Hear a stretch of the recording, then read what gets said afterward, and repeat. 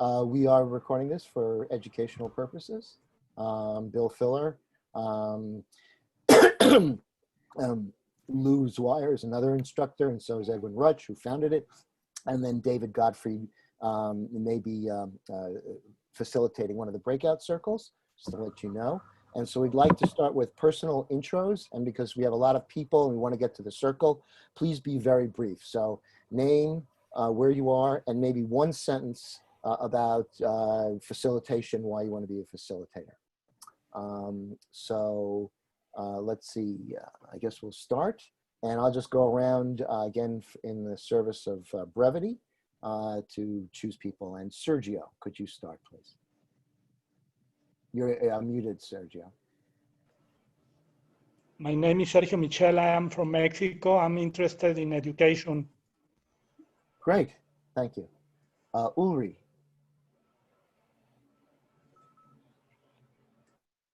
My name is Ulrike, or Uli, shortly. I'm German, living in Brazil at the moment, and I'm interested in empathy circles because I want to live in a community. Great. Victoria. Hello, I'm Victoria Moreland here in Seattle, Washington, and I enjoy sharing what I learn with others. Great, great. Alexandra. I'm Alex from Boston, and I got into NVC because I have a large and chaotic family. So somebody had to mediate, and found that it could be used almost anywhere and everywhere. So I'll never stop learning more, because you can never stop learning more. Great, thank you very much. Gwen. Yes, so I'm Gwen. I'm Dutch, but living currently in Calgary in Canada. Yeah, and I want to do empathy circles with Extinction Rebellion, which is a climate activist group. Great. Jennifer? Hi, I'm Jennifer, living in Southern Oregon, and hoping to be able to facilitate empathy circles in the workplace. Great. And Michelle? Galway in Ireland, and I'm interested in consciousness communities, and hopefully we'll facilitate or offer through that. Just any word we can bring in a little bit of, like, yeah, let people be heard. Thank you very much. Sue, welcome. Hi, I'm Sue, and I'm in Sydney, Australia, and I'm interested in the empathy circles. I teach at a university, I teach in healthcare programs, and I work in healthcare, and really interested in running the circles for students and for healthcare workers. Great, thank you very much. Diane. Hello, I'm calling from Houston, Texas, and I'm interested in continuing learning different ways of bringing people together. I run some authentic relating programs, and I want to add this to some of those programs to help people communicate more constructively in the world. Great. Olivia? Hi, I'm from Vancouver, Canada, and I'm the director for the Charter Education Institute.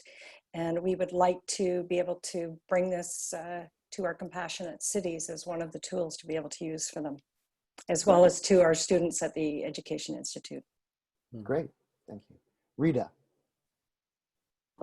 Hi, I'm Rita. I'm in Australia, in Melbourne, on Wurundjeri country. Yeah, and I'm interested in using empathy cafes with young people and change makers. Great. And Alex. Hi, I'm Alex, or AC, Sarah too. I'm calling in from Treaty 7 region, Western Canada, Midwestern Canada. And I'm really interested in the culture of empathy as it's as like a practical application of the regenerative culture that really drew me to the XR originally. So thanks. Great. Okay. So a lot of you alluded to it already, but the purpose, why are we here? Why are we teaching that? And the purpose of this training and the empathy circle practice is to build what we call a culture of empathy. And that is a work in progress. There are 3 learning outcomes that we hope you take away from this training. We hope that you understand and become familiar with the goals, values, and the core structure of the empathy circle so you can guide others through the experience. Second, and just as important, is that you'll become confident and comfortable with beginning to facilitate. And finally, we hope that you leave this training having established strong bonds with each other and continue to support each other with your training and growth. Although this training is short, we view the practice of listening and facilitating as a lifelong practice akin to physical exercise. And just in the first session, the goal is to review the empathy circle practice and be introduced to some of the core values of a culture of empathy and to experience the benefits of the practice. The second class will be a preparatory class for facilitation. The third and the fourth class will be facilitating experience. As I say that, I've made a mistake. So we're in the process of reviewing this, which will be the same thing, which is the self. So actually, we're going to do more practicum. In the second session, we'll actually begin our kind of practice of facilitation. So for the purposes of this right now, I'll let you know. So I apologize for that. And with that, and apologizing for my mistake, Lou, it's all uphill for you. So Lou will introduce some of the values, our core values here. Thanks. Thanks, Bill. So I'm Lou Zweier. I am in Northern California in the US. And I'm really delighted to be with everyone here today. I'm so excited to see all these faces and all these people who are interested in learning this practice and helping others to learn it. It means a lot to me that you are here, and I'm very grateful for that. Just a little bit about the structure of today's class. So we've had an introduction, and Bill's gone over kind of the goals. And so the structure of today's class is I'll be talking just a little bit about a culture of empathy and some of the values. Then we're going to do an empathy circle, and the topic of the empathy circle is going to be what is a culture of empathy and what are the values of a culture of empathy. And then we'll have a debrief afterwards after that. So the values of a culture of empathy, I'm going to paste in the chat some of what I'm going to talk about. And Bill mentioned that, defining what is a culture of empathy and what are the values of a culture of empathy, this is kind of an ongoing activity within the group that's, me and Edwin and Bill and others. So this isn't fixed in stone, but these are some of the values that we've talked about. And, in my mind, the whole idea of creating a culture of empathy has to do with, how do we respond to difficulty, or how do we respond to difference? And the idea is, in a culture of empathy, we would respond to those things, difficulty or difference, with things like acceptance, curiosity, openness, honesty, mutuality, inclusion, equality, as opposed to what often difference or conflict, gets met with kind of judgments and evaluation and demands and accusations, or whatever other kinds of things that create conflict and kind of lead to violence, or people splitting apart, or people polarizing, or people throwing each other out, disconnection. And the idea of a culture of empathy is that if we can approach each other with curiosity and openness and at the same time honesty, so it doesn't mean that we don't say what's true for us, and mutuality. So this is the other thing, is that I'm interested in you, and I also want you to be interested in me, that there's mutuality to it, that there's inclusion, which is recognizing that diversity is important, and there's a richness in diversity, and that we take actions to include diversity. And equality, which is that in an empathy circle, there is no hierarchy. So there is nobody who's more important in the empathy circle than someone else. this is kind of expressed through mutuality too. We take equal turns and we listen.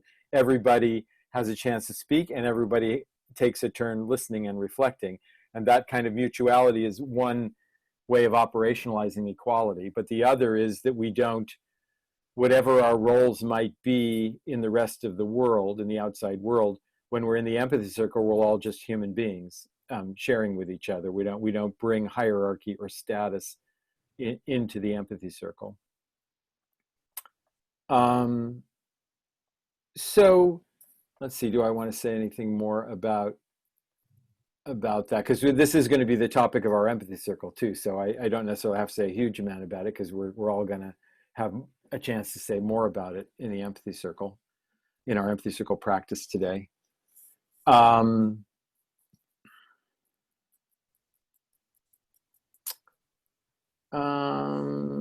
Let's see, is there anything more that I want to say?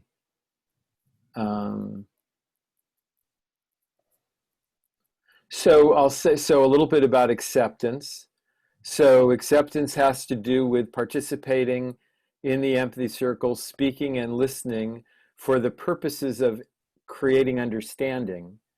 So you understanding me and me understanding you without an explicit desire to change one another. So we're not speaking for the purposes of arguing or convincing or changing someone, but we are listening for the purposes of understanding and speaking for the purposes of having ourselves be understood. And I would say honesty too is about not so much my honesty of my judgments of other people, but my honesty about what's important to me and what matters to me and what I value. Although having said that, there are no explicit rules about how you can speak in an empathy circle. That's one of the things we try to guide people to listening for understanding, but there isn't explicit instruction or requirements about speaking. When it's your turn to speak, you can say whatever you want. Okay, I think that's it. Does Edwin, Bill, or Dave, are there any of you want to add something to what I've said? I would comment, just as you were saying, this is an ongoing quest. It's not like a hard and fast rules of what a culture of empathy is. It's really an exploration. So we really want to hear from everyone what you see as a culture that is based on the value of mutual empathy is about. So, yeah. Great. Bill, you're good? Okay. Oh, yeah, I'm good, yeah. All right. Okay. All right, so the next thing we're going to do then is split into groups of 4 with a facilitator, and Edwin, myself, Bill, and Dave are going to facilitate the circles. So we're going to split into groups, and the topic of the circle is what is a culture of empathy, or what are the values of a culture of empathy? And I know you've all participated in empathy circles before, but I'm just going to give a very brief explanation of what an empathy circle is. And this is something starting in the next class where you will be taking turns facilitating in the next class. One of the things you'll also practice in the next class is introducing the empathy circle, because that's something that if you're bringing one together, it's something you have to explain to people. What is this thing called an empathy circle? How does it work? And so, yeah, so I'll just very brief explanation. So an empathy circle is getting together with a small group of people, usually 4 or 5. And the idea is people take turns speaking. And before someone starts speaking, they select someone else in the circle to reflect back what they understand the person is saying. And the person speaking can speak on the topic of the circle, or they can speak on whatever they want. And it's usually for a certain amount of time.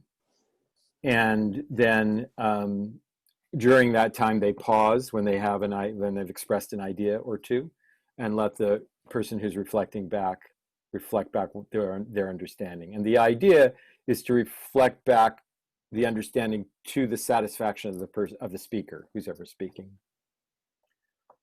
And as a reflector, you want to refrain from asking questions or making comments or agreeing or disagreeing or making judgments or anything like that. The idea is to just reflect back your understanding of what the speaker is saying. And when the speaker gets to the end of their time, then the listener, the reflector, becomes the speaker, and they select someone else in the circle to reflect them back. And the speaking and listening goes around the circle like that until the time for the empathy circle is up. And I think today we are going to do 4 or 5 minute turns. It's up to the facilitator. And we're going to be coming back. The circle is going to be over at 6 o'clock. So that's how much time. It's international time, so you got to say an hour and a half. So yes, okay, because people are in different. Yes, so an hour and 10. Let's see. So how much time is that? An hour and 40 minutes. Thank you, Bill. I'm very bad with calculating time. So then we'll have about a half an hour to do debriefing before the class is over. Right. I'll be back in about an hour and 40 minutes. Okay. Anything you guys want to add before we break up into circles? Sounds good to me. I'm good. Okay. Does anybody have any questions before we break up into circles? All right. I'm so looking forward to being with whoever I wind up with. See you in a bit. Okay. Okay. So I opened all the rooms, and you should be able to click and go into the rooms.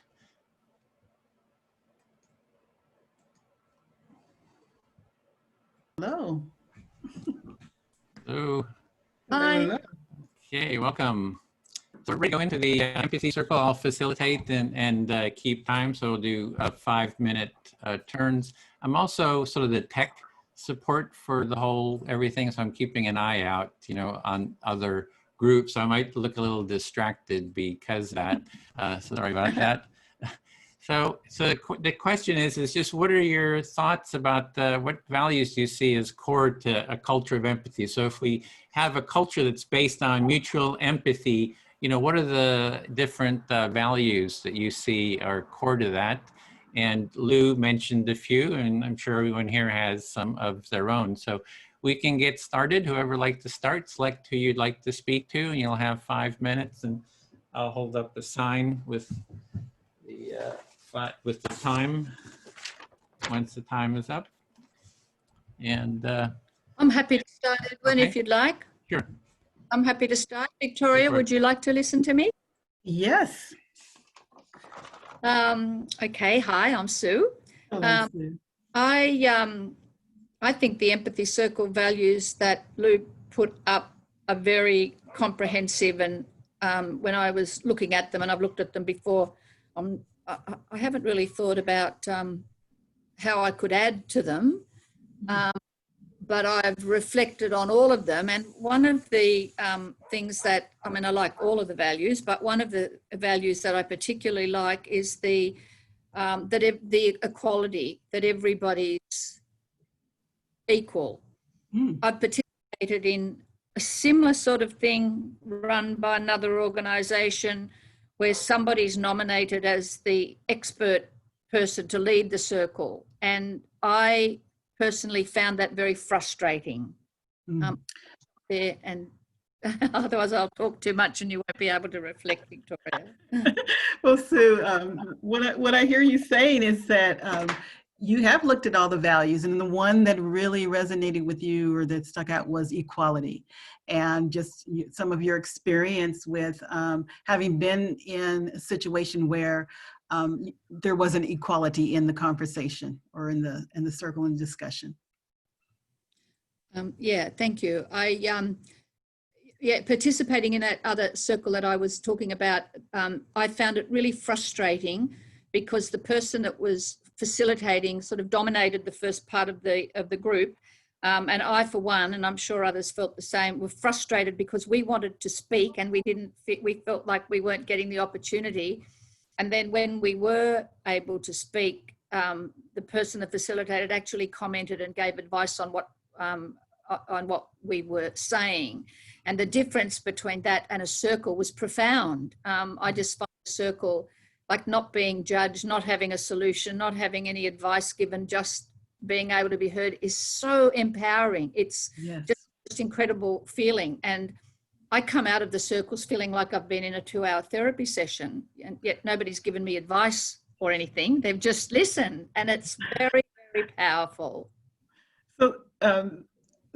So just your experience with being in a circle where you felt someone was not listening versus a circle where someone is leaning in and listening to you, and the difference and just how it made you feel.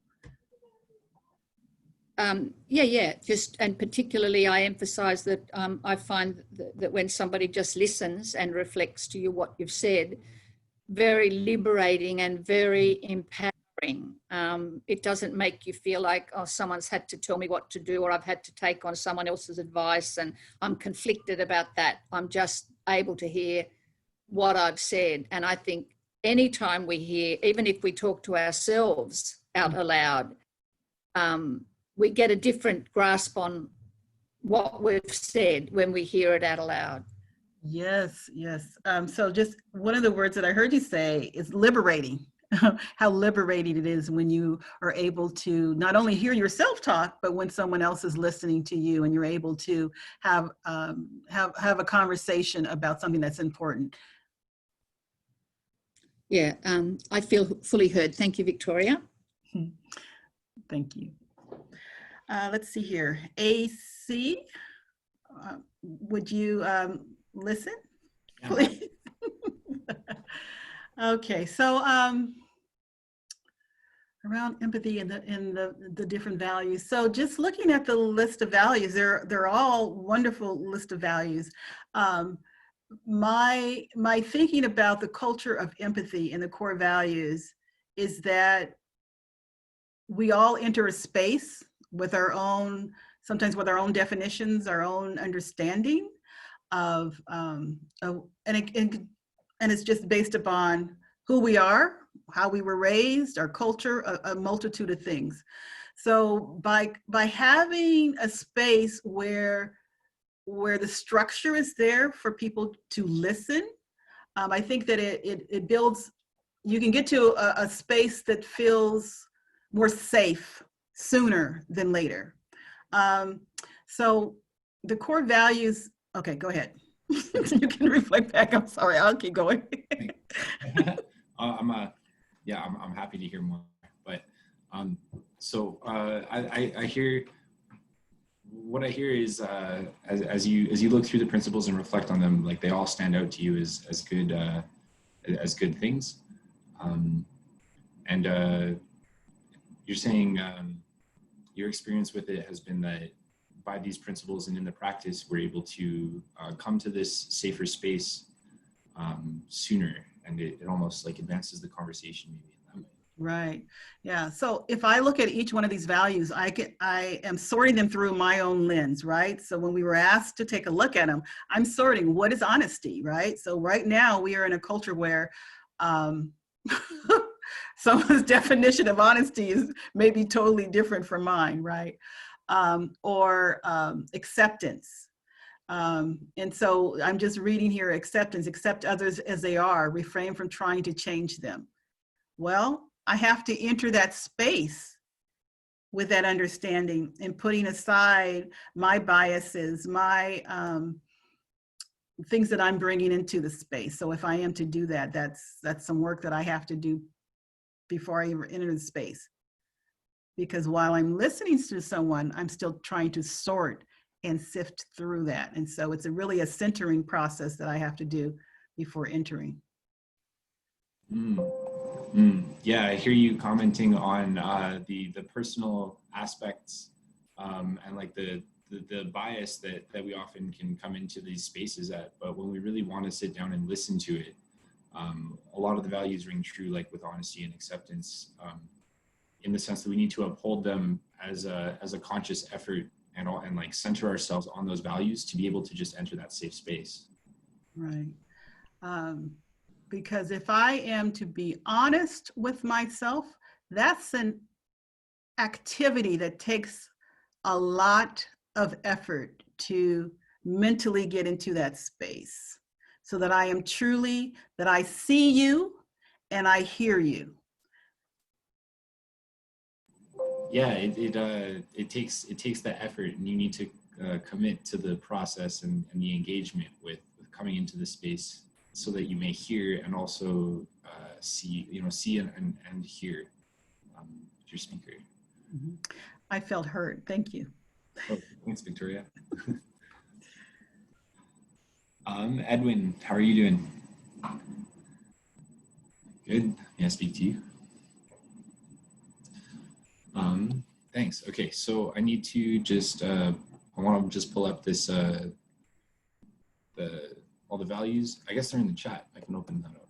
I threw them into a Google Doc. I can't hear you. It's not way. There you go. Do you hear me? Test, test. Yeah. Oh, okay. Huh, somehow it's having trouble. Okay, sorry. Okay, so you put you're looking at a Google Doc that you have there. Yeah, I started one of those just to jot maybe some other thoughts during the meeting. And then I remember that all these ones are in the chat, so I can pull that up and look at them at the same time. Yes, you'd made a note in a Google Doc, so you kind of could remember these, but then you're just remembering they're also in the chat. So it looks like you're wanting to review what you see written down there. Yeah, absolutely. And I definitely resonate with what Victoria was saying about being centered and coming into these spaces, like to take the conscious effort to really like uphold the principles and enter that space of active listening, which is like a bit of a challenge for me today, just because it's one of those days. But you know, I'm here and I'll do my best. Yeah, so like Victoria, you're seeing that you have to sort of come into the space and in sort of a certain, be grounded or be in a mindset, and actually you're just feeling a little, it's a challenge today. It sounds like there's other things going on that are maybe distracting or on your mind. Yeah, a little, but you know, like these principles and this practice always serves as a good reminder. And anytime that we do the circles, like I agree with Sue as well. Like there's that therapeutic aspect to it, and I always come out feeling like re-energized, rejuvenated, regenerated. And like a lot of that's gotta come from the principles, just in like the way that I see things. If you want to talk like bias in that sense, it's like I'm very like ground up type of thinking. So I like the principles for that aspect. So you appreciate the principles because it's sort of a ground up that you kind of build up, and that you're also, like Sue, you find that there's a sort of an energizing or almost therapeutic quality of taking part in the empathy circle. Mm-hmm. Yeah, for sure. So I know that our question, I just want to get that out. So thank you for hearing me thus far. I know our question is about the values. And just like a lot of them ring true and just really ring true with, I'm not sure that I have a whole lot more to say about it right now. Just yeah, so the values ring true to what a culture of empathy would be, and just not sure, you don't have anything right now to perhaps say that's coming to you. Yeah, totally. But yeah, I feel very heard, Edwin. Thank you. Okay, cool. Sue, can I?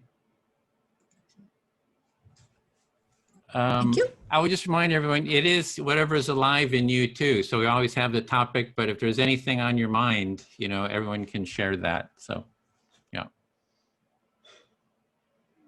Can I just So Edwin's just reminding us that it's whilst we're provided with a topic, we can actually speak about anything that happens to be alive for us at the minute.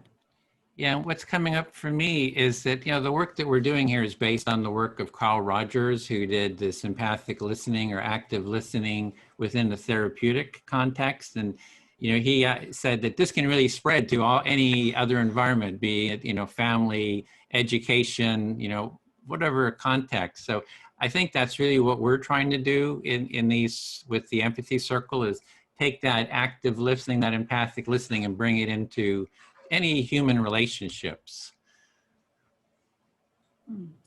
Edward was saying that this work of the empathy circles is based on Carl Rogers' active listening process, and how Carl Rogers stated that it could be used absolutely everywhere, in the workplace, in families, in education. And that's what Edwin's aim is with the empathy circle, spreading it throughout society so that everybody can develop the skills of empathic listening. Yeah, and he had 3 sort of values that or qualities that he thought that really had sort of a healing sort of an aspect. And one was empathy, and then there was unconditional positive regard, which I think can be simplified as care, and then congruence, which I think can be simplified as just being authentic. So empathy, care, and authenticity were sort of core kind of values, and for sort of a healing, you know, constructive relationship. So Carl Rogers had 3 values: empathy, unconditional positive regard, which is can be considered as caring, and what is the third one? Acceptance. Congruence, authenticity. which would be congruence is that congruence. Yeah, Sorry. it's that what you're feeling inside is sort of what you express, you know, outside too, which is kind of just being authentic or honest with what's going on in, you know, inside of you in the moment.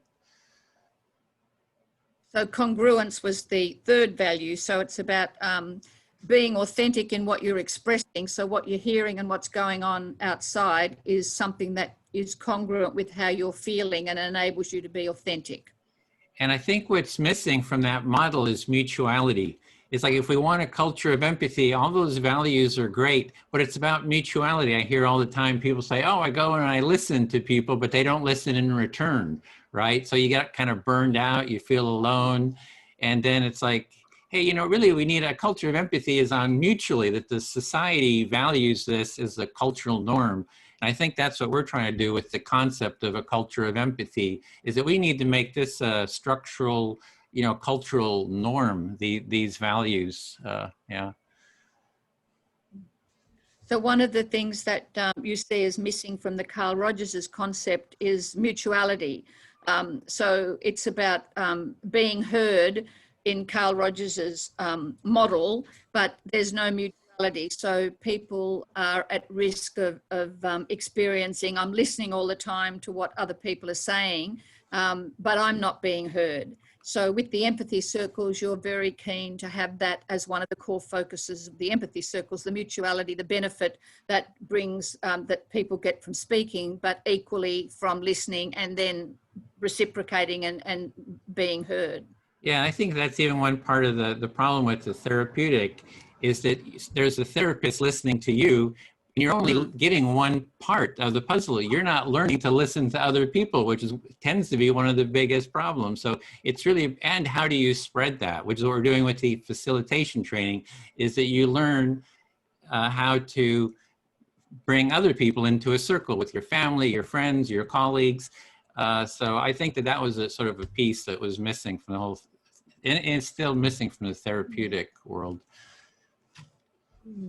So Edwin, you're saying that in a therapeutic sense, with the listening exercises, people are encouraged to talk and be heard, but there's no mutuality. So the therapist on the other side of the listening isn't really giving anything back. It's just an opportunity for somebody to speak, whereas you are passionate about the mutuality belief that we share this in the empathy circles, which is one of the reasons why we do the facilitator training, so we can spread the word and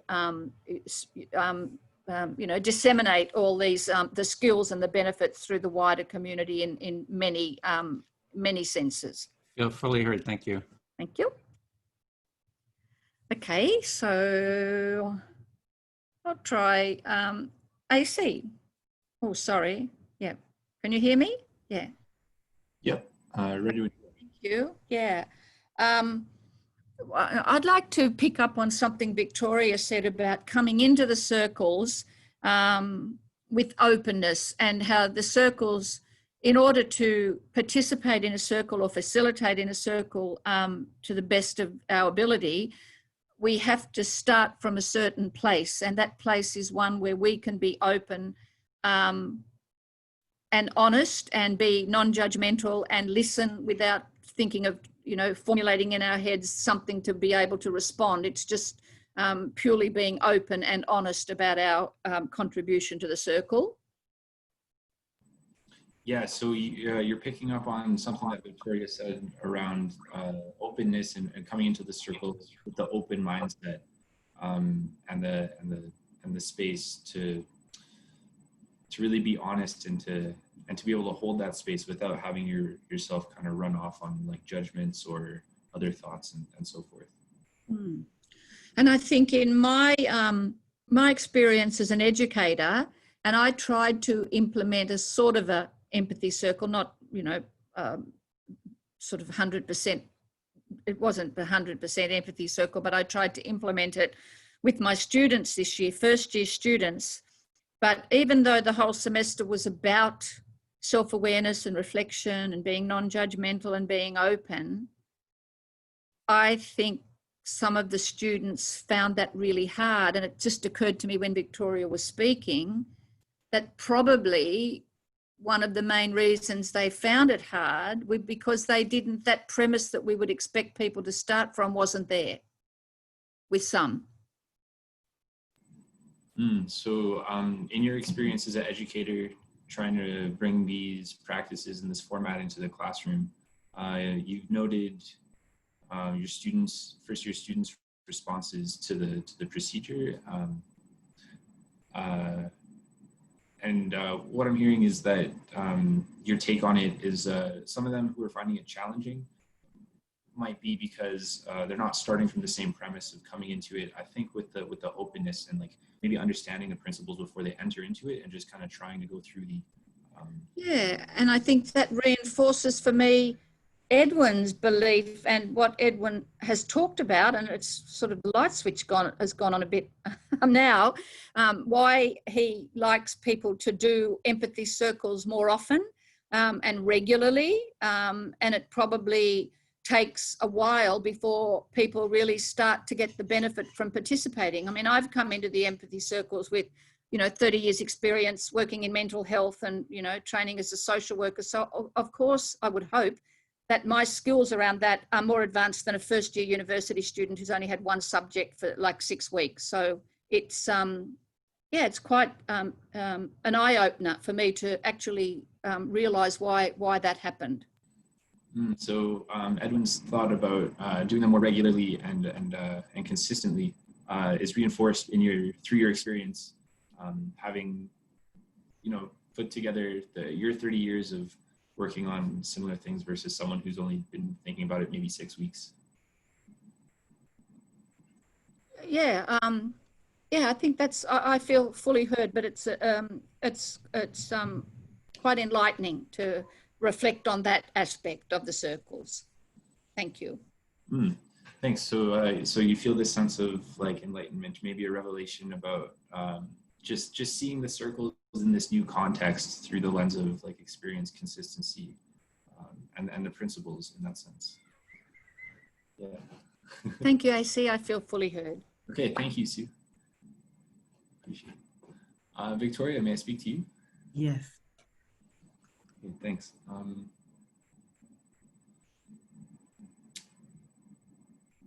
Yeah, I definitely relate to a lot, a lot of it. And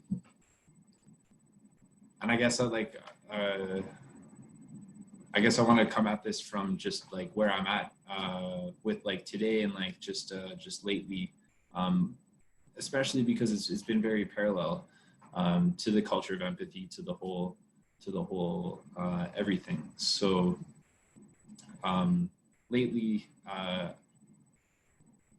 lately I've been viewing this practice, the principles and the whole idea in the context of the interpersonal relationship, kind of sparked by some recent conflicts and so forth. And so just reflecting on the principles in that sense, being able to relate to one another and kind of come to that common wavelength with other people to be able to share our authentic and our honest thoughts with each other in a more harmonious way, rather than like clashing, butting heads, is really kind of where I'm at with this right now. Yeah, so you're reflecting where you are right now in the now, and how and reflecting around empathy and the opportunity to have these kind of conversations, and how you're reflecting on how it's intersecting with what you're going through right now in your life. Yeah, absolutely. And so like I'm really inspired by that you brought into the conversation that term grounded and centered, because that's like been something that I've been reflecting on, very parallel to the whole principles. And like this, I don't know, the presence of it. These terms, like they seem very, very essential to the whole culture of empathy, like being present, centered, grounded. Although I know that they're like also these maybe more abstract terms, and things that we can arrive at through these more concrete and maybe more down to earth terms like acceptance, curiosity, openness, right? Like they're very practical. It's easier to be open and curious than it is to be maybe present and grounded. So you're making some connections to the words that I used, and you're having some feelings about those words, and you also see the connection with the words that we have been provided today around values. And so you're and so words matter to you, and so you're making these connections of the words and how they reflect for you. Yeah, absolutely. And yeah, definitely words matter like so much. That's so cool. And I'm so glad that you read that. That's so cool. You're very appreciative of me noticing. I am, yeah. No, I appreciate the whole opportunity, the whole culture and everything for that aspect of like being heard and being able to connect and resonate. Like as much as I love the idea of grassroots and bottom up construction from a constructive and educational standpoint, I also just love to sit around in the top. Right. Yeah. So you're seeing the connections with, you understand what you said was the education standpoint, which is structure, a lot of structure, and then as you did the movement across your head, I'm assuming that's the creativity and the freedom. Yeah, the looser kind of like abstract adjectives and and so forth. Yeah.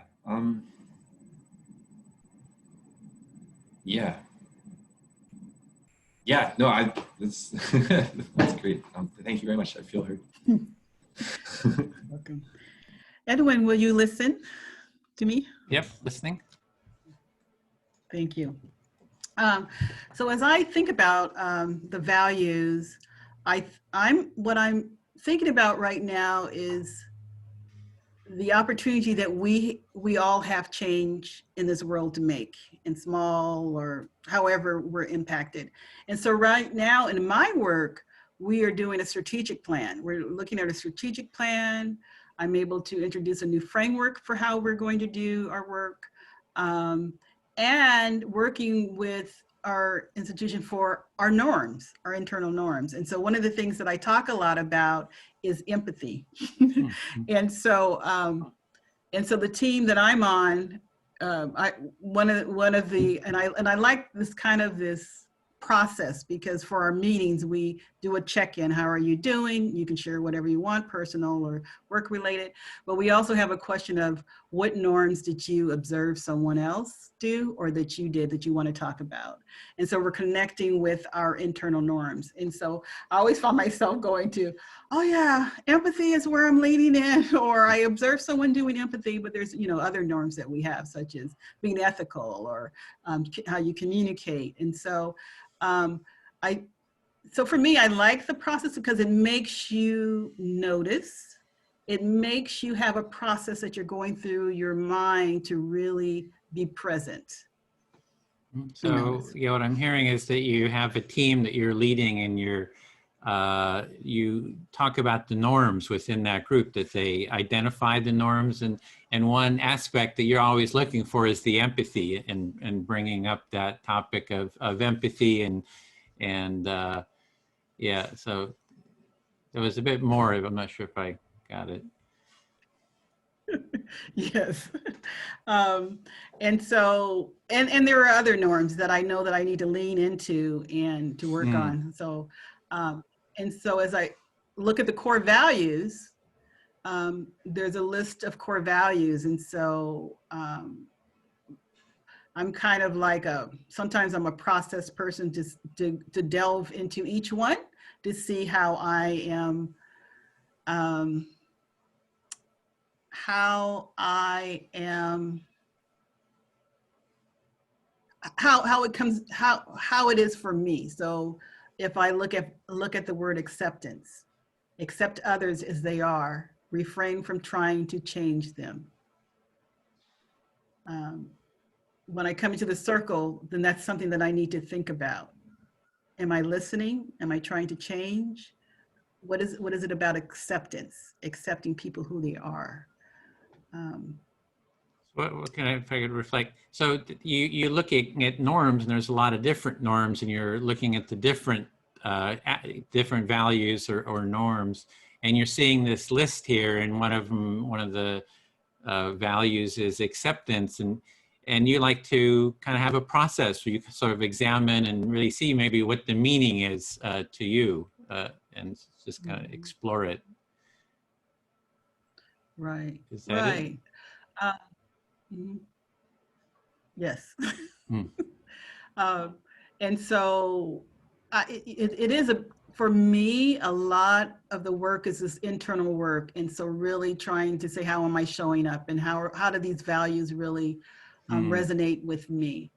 So that's where I am. So with those values, it sounds like you're really trying to check and see how do they resonate with you, and sort of what's the meaning for you personally, maybe trying to identify how they fit into your own personal experience. Right. Because my assumption is that I'm human. That's a good assumption, no, that I'm human, and that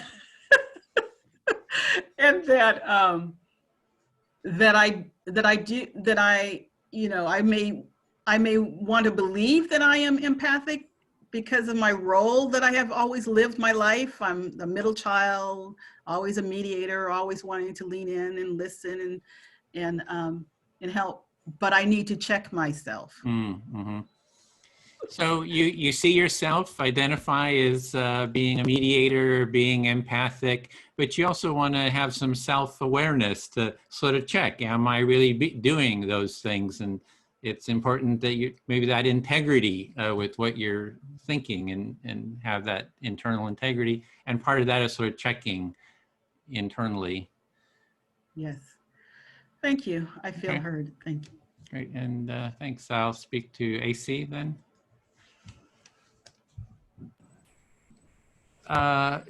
Yeah, I was thinking about that term, feeling grounded. And I know that, in coming into the empathy circle, there's a lot going on, a lot of, stuff that's been happening. We've got a heat wave here. It's smoky. We've got all these fires around. We're buying a house. There's all this kind of just stuff, right? And then, I come into it, I might not feel necessarily grounded because all that stuff is going. But in the process of the mutual listening, I slowly get more and more grounded. So you're picking up on that term grounded and sharing your experience coming in at this, like entering the practice from sometimes a state of just like, with all these thoughts going around. And then as the process goes on, what you find is that you become more centered, more present. Yeah, and then I also think of another thought is like, what is the minimal viable values for a culture of empathy? Like, what's the minimum we can get away with? What's the minimum that works? And we've been sort of arguing about this in our group, and it's like, oh, do you have to have care when you come into the circle? And if you do mediation, it's like people don't care about each other. They kind of hate each other. So you don't have to have care for the other person, but you have to be willing to listen and empathize and hear them to their satisfaction. You don't have to care about them, but it's like, so it does seem to me that this empathy, this listening and hearing people to their satisfaction is sort of like almost like the minimal viable process or value. So you're reflecting on this question of like, what's the minimal set? Like, what are the axioms almost of the culture of empathy? And then the example that you're taking is this aspect of care, and whether or not we need people to enter the space ready to care for each other, or if there's something maybe more minimal or like more fundamental that can maybe facilitate care down the line. And especially in cases where people are coming in at odds, like they don't necessarily care for each other off the bat, but yeah, and even authenticity. I don't even think they have to be authentic. You can come into an empathy circle and be totally inauthentically, totally judgmental, totally angry, you know, just wanting to lash out. And so I don't even think you have to be authentic to start with. And, you know, sort of it's a minimal steps. Okay. So you're saying the same goes for authenticity. You don't have to come into it as being necessarily authentic, but there are minimal things that it sounds like can build into like authenticity and care and so forth. Yeah, and so the question is like, what is that minimal? Yeah, and I do think it's the listening, the empathic listening, hearing the other person in that space without any judgments, you know, hearing them to their satisfaction, and that it's done mutually seems to be the minimal viable, you know, energy so that's needed. Because once we have that, it's almost like when people start feeling heard, they start becoming more authentic. They start developing more trust. They start becoming more real themselves because they know, oh, I'll be heard. I won't be shut down. And so again, it's that, it seems that mutual listening is kind of like the minimal that it takes, you know? Yeah. Yeah. So the minimal that you've identified is just listening to the other person's satisfaction but doing it mutually, so that people, you know, when people come into it, they're both or they're all doing that, because it's like the foundation where once that's established, then things like trust, authenticity, care can almost emerge. Yeah, exactly. Yeah, I feel fully heard. That was right on. Yeah, exactly. Right on. Thanks, Edwin. Sue, may I speak to you? Thank you. I just unmuted myself. Yep. Okay, right on. Thanks. So I really like this question as well. The minimal thing, and definitely also this notion just of emergence that I've been thinking about it for some time now. So like that question and identifying those things really lands and really resonates with me. You know, like just defining the axioms for how to kind of care about each other in the broader sense. Okay, the questions that Edwin raised are questions that you've had yourself, and you've been thinking about them for quite some time, and wondering in particular about the care notion. Yeah, so maybe not quite in the same words as Edwin used, or like right in the same focus, but I've had this thought for a couple years about like, why is the world so like messed up and kind of angry at itself, and how can we fix this? Like, is technology a good way to do it? Or I almost feel like we need a new philosophy or something, like, you know, like how do we just kind of get people to work together instead of compete? was kind of what I'm thinking. But then what Edwin has been saying about the emergence of these higher order things like care and authenticity and trust coming from like this core set of values to the culture of empathy. That really resonates. So you may not use the words that Edwin used, but you've been thinking for quite some time about, how the world seems to have, regressed into this angry, wild state, and you're thinking about how we can get people to form values or core values of caring and empathy, and trying to sort of work within the confines to help each other, how you can get that to grow.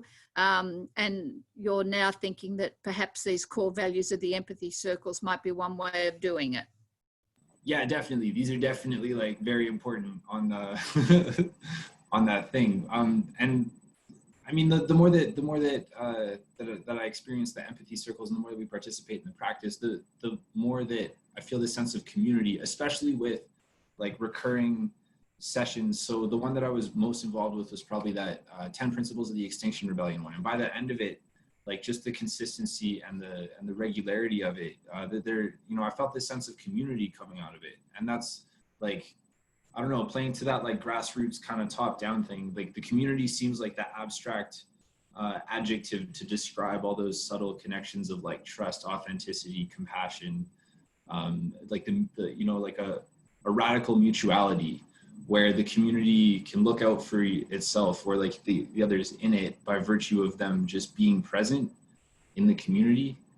And so like I'm using this word, and I just want to connect it to that sense and to that question of like, how do we get people together, right? Because like communities do that very naturally.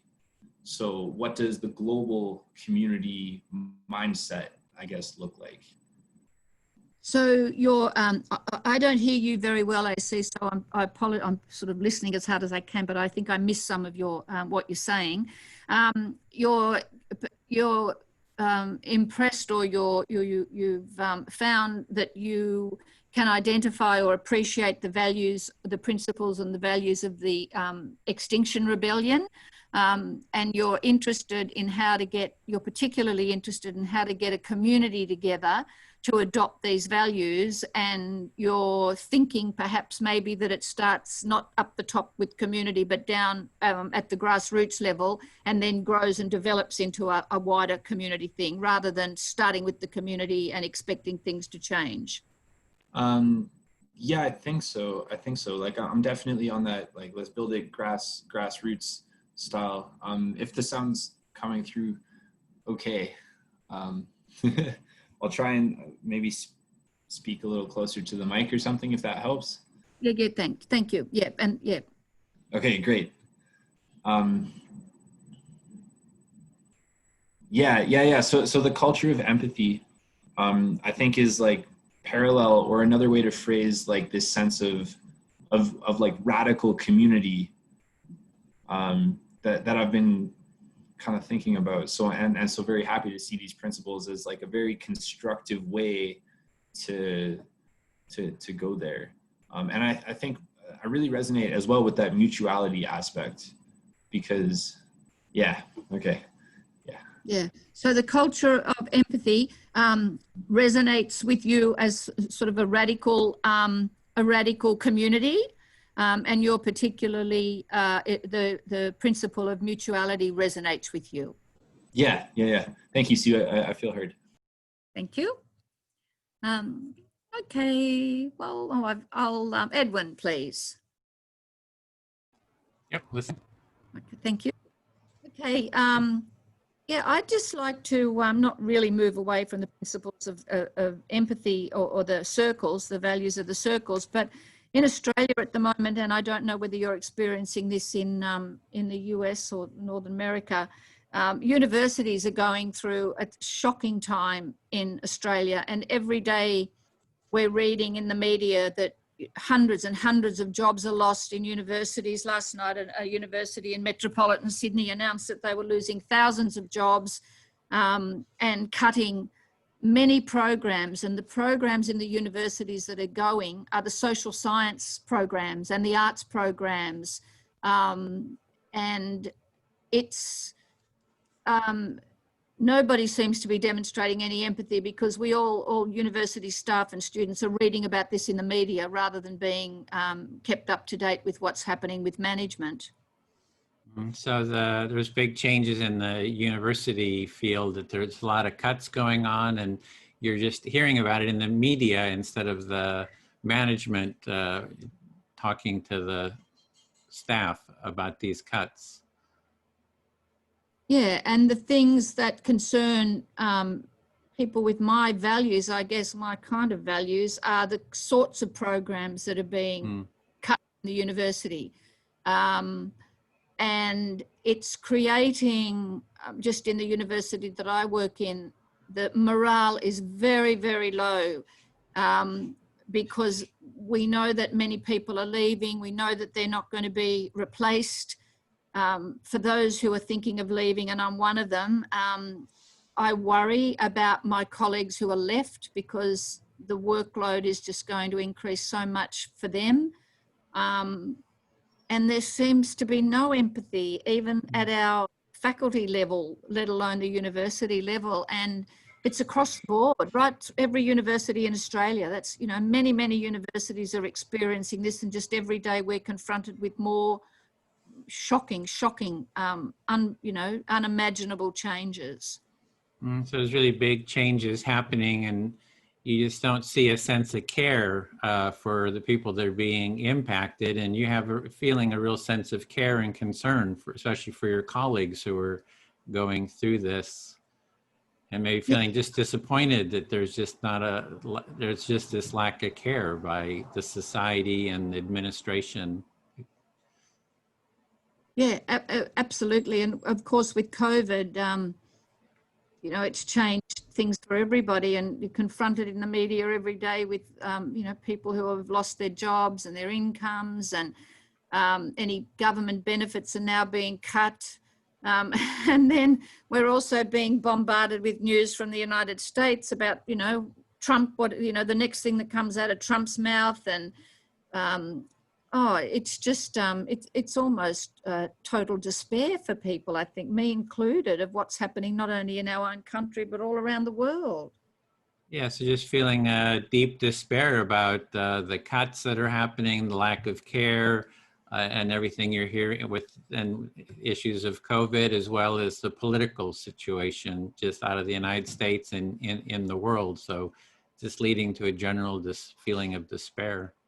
Yeah, and I think whilst I feel that sense of despair, I also think, you know, if we could just rush out these empathy circles across the board to so many people, because it's, you know, often there's not much that can be done about the situation, but the chance for people to have the opportunity to sort of talk about their concerns, I think, are really important. And picking up on what a few of the other people have said, it takes a while in a circle to relax and feel that you can say anything and to be heard, which reinforces why you say that the circles should go, you know, we shouldn't even try and do them for under 2 hours, because it takes that long for people to feel comfortable enough to say what they're feeling.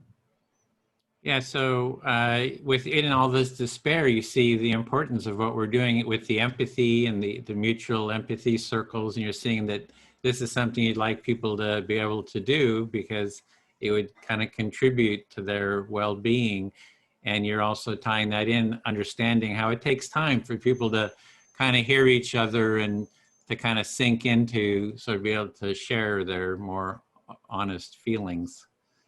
Yeah, so whilst I, you know, there is a sense of despair, on the other hand, it's sort of, I have a sense of excitement about the empathy circles, and think, oh, you know, my mind sort of races ahead of myself really sometimes, thinking, how can we, you know, hurry up and spread the idea of the empathy circles, because at least people, when they're feeling so powerless, just might get a bit of comfort really from participating in a circle and talking about how they feel.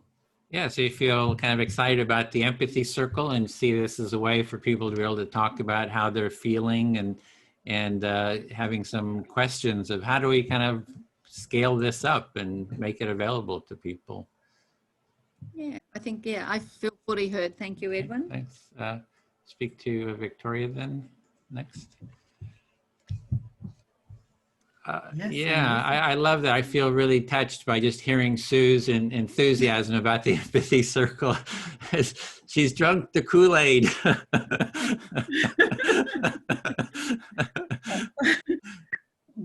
Yes, I hear you. You're excited that Sue is really embracing the empathy circle and has some context to it and how might it be used. Yeah, and that's where my enthusiasm comes too in all this, what's happening in the world. I have a certain feeling of enthusiasm about the empathy, about what we're doing here, about hearing each other, and so the healing power of it. And in a sense, with the collapse, the social collapse that's happening, I see it as sort of an opportunity that'll create a space for sort of new processes, hopefully like this, to new mindsets, new value systems to come into society. So in a sense, maybe this collapse that's happening is something that's an opportunity. Yes, yes. You are a half glass full person, and you see the opportunities and what is happening in the world right now, and that how the empathy circle can be part of you didn't say solution, part of helping to heal people. Yeah, and it's a new culture, you know, that's a culture based, it's that culture of empathy. It's based on that mutuality of empathy, of, you know, everyone listening, having time and space, and valuing that is a norm. Because I think that what we're doing is really the healing construct, and it's a sort of a, not just healing, but it's also the gateway to creativity and innovation. Yes. So one of the values of this empathy circle, the mutuality, lends itself to having people from different views to come in and to have these kind of conversations. Yeah, and I see what's happening politically right now, that we're sort of on the vanguard in that sense, that we take our empathy tent to where the political left and political right were battling it out in Berkeley. And there'd be like 200 or 300 on the left, 200 or 300 on the right. And there's this little group of 4 or 5 people with this empathy tent saying, well, we're here to listen to all of you, and we like to support you in listening to each other. So we've taken the same mindset that Sue's talking about out into the public. Yeah. Yes, yes. So you see the great benefits of this empathy circle, and you just talked about how you have the people from the left and the right, and here right now is a great opportunity. This empathy circle in the middle, bringing people together. Yeah, and it's I see that on the left there's social justice, and I see that as sort of a disaster because it's a reinforcing of the existing system. It's still very punitive, very judgmental. And on the left, it's like freedom and liberty, which can be maybe just more self-centeredness. And I think that the empathy that we're doing is about bringing everyone who they are, coming together and being heard, and creating a new social norm. So I think really what we're doing here is sort of the cutting edge of, maybe it won't work, maybe it'll be totally crushed or ignored, but I do see this as really the way forward. And yeah. You are in the midst of innovation and seeing what will work, and you have you've just outlined the possibilities for that. And so you're talking about the importance of what is happening with the empathy circle right now, and testing it out and trying to see what may work and moving it to that next area of innovation and creativity. Yeah. And really trying to spread it out. And I think this training is core too, that, to create a training that's easily accessible. Hopefully everyone here can become a facilitator, get a team of 2 and you start facilitating friends and colleagues, etc. So we're trying to create that curriculum that everyone here can be a facilitator. Trainer, not just a facilitator, but do the training like, Bill and Lou are doing the training here. So that's kind of the next step. Yes, so you see the expansion of this and And what's taking place right now, you see the expansion of the individuals going out and doing more of this work as facilitators and trainers, and the importance of taking the time to do that right now. Yeah, I feel fully heard. Thanks. I'd like to say thank you. Let's see. Sue, will you listen? I will, absolutely. Thank you, Victoria. Thank you. So in my mind, I'm thinking left brain, right brain here. And so process, but also openness, creativity, all of that. And so I'm thinking about the core values. And so when I think about, and it's interesting because I'm going through something similar at work where we're looking at our goals and saying, what do we have the power, or what is in our influence, or what the state has told us is our job to do, right? And so we have our job, but then we also have our stakeholders and partners who are doing work with us, and some of the work is there. So what is our work? And so when I look at this list of the values, I'm thinking, what is it that we can do that already adds the structure in the process, so that it's not us trying to do something, but it's already worked in the process. And so when I look at the list, I see that the process brings to it equality, just the structure of it. The other area that I see is the mutuality, the process and the structure, and inclusion. And so those three things are things that we would have control of in the process in designing something. The other things that deal with acceptance, curiosity, openness, honesty, those are individuals, and we don't have control over other individuals in that. But the process, for the most part, a facilitator can help move the process along. Okay, so I hear you saying that you're working on strategic plans in your organization, and you're trying to come up with values, and it's compounded. Am I right? What I was saying was I was just making the connection of our conversation around culture of empathy in the values, and with something similar I was doing in my job, saying what do we have control over? And I'm looking at the values for the process and saying, what with this empathy circle, what do you have control over? Okay, so you're looking at the values in the culture of empathy, the core values, and the similar aspects in your workplace, given that in your workplace, you're working with a whole lot of people who work there, but other stakeholders and people outside the organization. So you can work with the values like inclusion and honesty and mutuality, but some of the values like openness and acceptance and curiosity, you don't actually have any control over. So you're just reflecting on how that can work. So what I'm really focusing on is this empathy circle in the process. And so I'm really thinking about, I'm focused on the empathy process and how might it move to the next level. And so one of the things I'm doing is looking at what does this empathy process, this empathy circle have control over to help facilitate. And those three things were equality, because it's built into the process already where there's no hierarchy, right? The other thing is the mutuality. It's built into the process, how we engage with one another. And the other one was inclusion.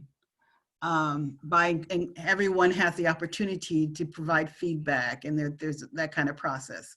So all the other values I see in the empathy circle are more of their individual, what individuals, and that's something we don't have control over, such as if someone's going to enter and have acceptance or curiosity or openness or honesty.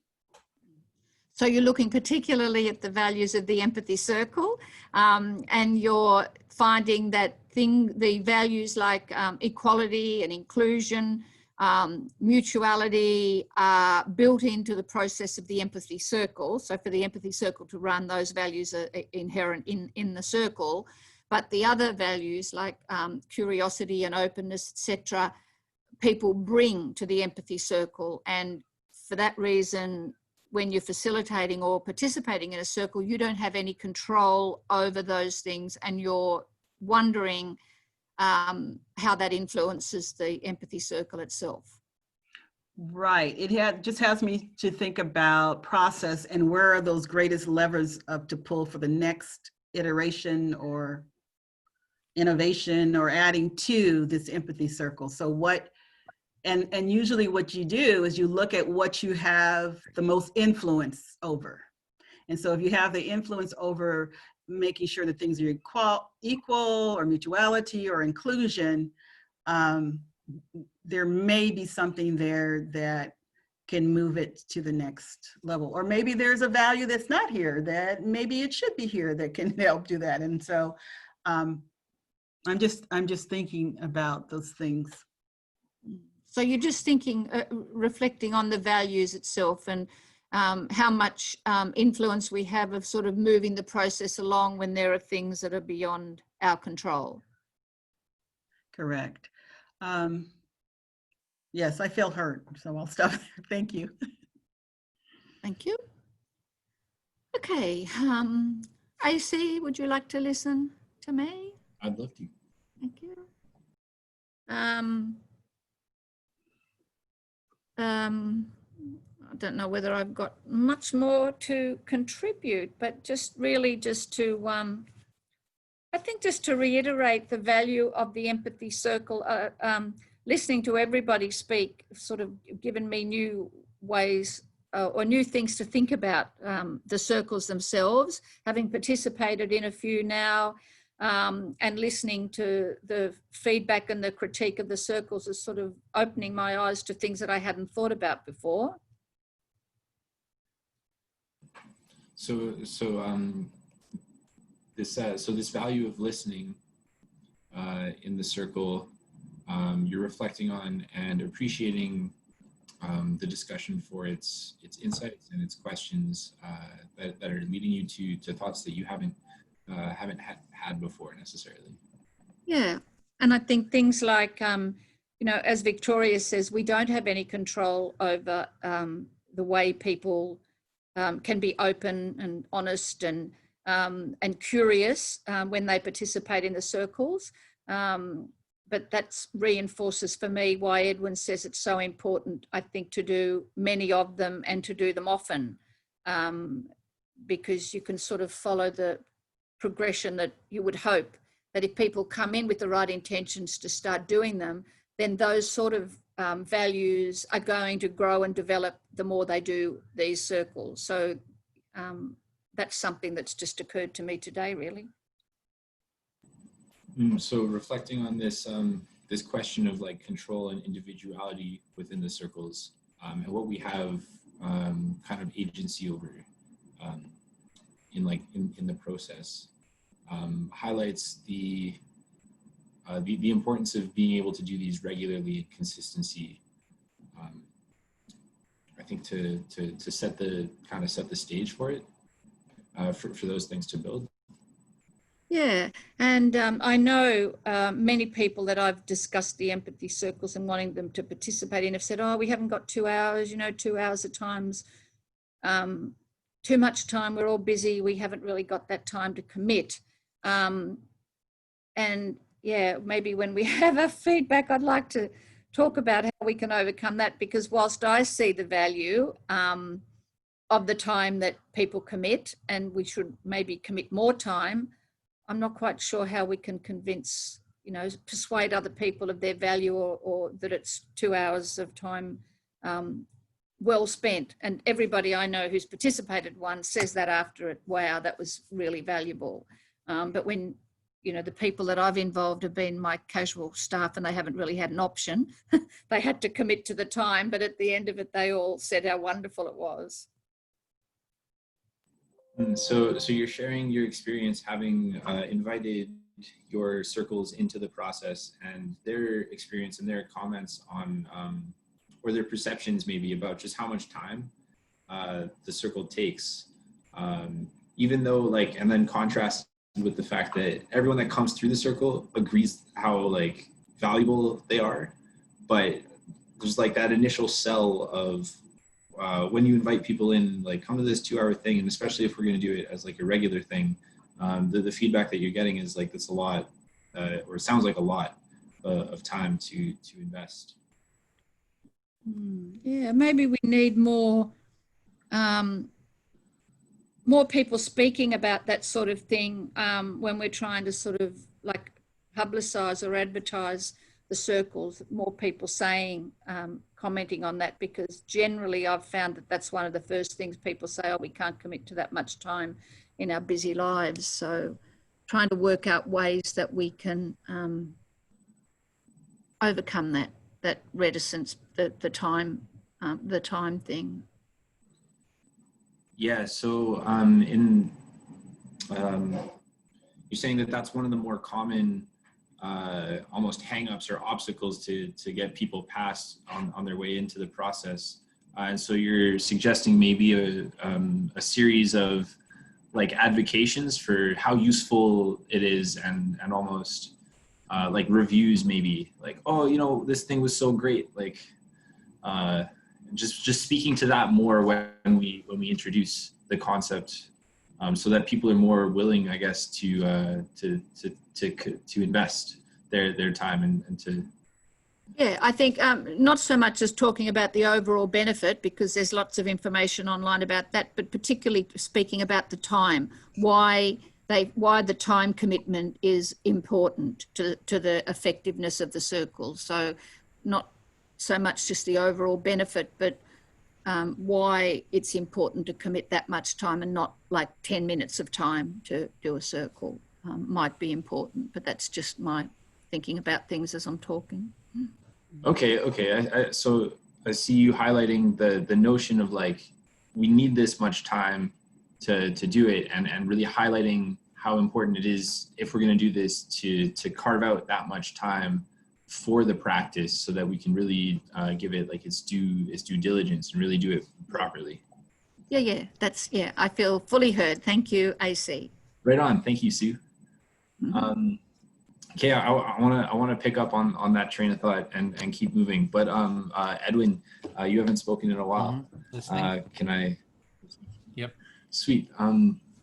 Thanks. So, yeah, definitely. That was something that I'd been kind of thinking about and trying to just put on the side so I could listen to the rest of the circle for a little bit there. But how much time and the balance, like the trade-off between how much time it takes to do like a deeper empathy circle versus how consistently we can do those, and whether there's some form of like empathy cafe light, almost, in the sense that if you could take like half an hour or something to promote the values and to promote the practice and really perform like the active listening, but a little removed from the formal structure of the 2-hour circle, if that would be something that could maybe make its way around the culture a little quicker.